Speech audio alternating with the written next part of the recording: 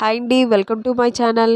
ఈరోజు ఈ వీడియోలో సింపుల్గా లేస్తో బ్లౌజ్ అనేది ఎలా డిజైన్ చేసుకోవాలి ఈ వీడియోలో మీకు చూపిస్తాను.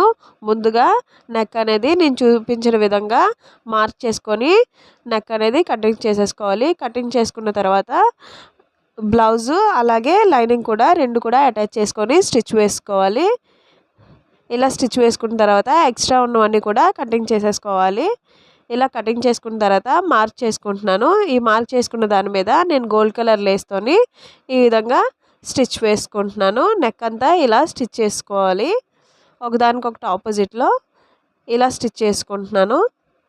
ఇలా లేస్తో స్టిచ్చింగ్ చేసుకున్న తర్వాత కిందన పీస్ అనేది నడుము దగ్గర అటాచ్ చేసుకోవాలి ఫోల్డింగ్ కోసం. అలాగే నడుము లూజ్ ఎంత ఉందో చూసుకొని పాయింట్స్ పెట్టుకొని పాయింట్స్ కూడా స్టిచ్ వేసుకోవాలి. ఈ వీడియో మీకు నచ్చినట్టయితే ప్లీజ్ లైక్ చేయండి, షేర్ చేయండి, అలాగే నా ఛానల్ని సబ్స్క్రైబ్ చేయండి.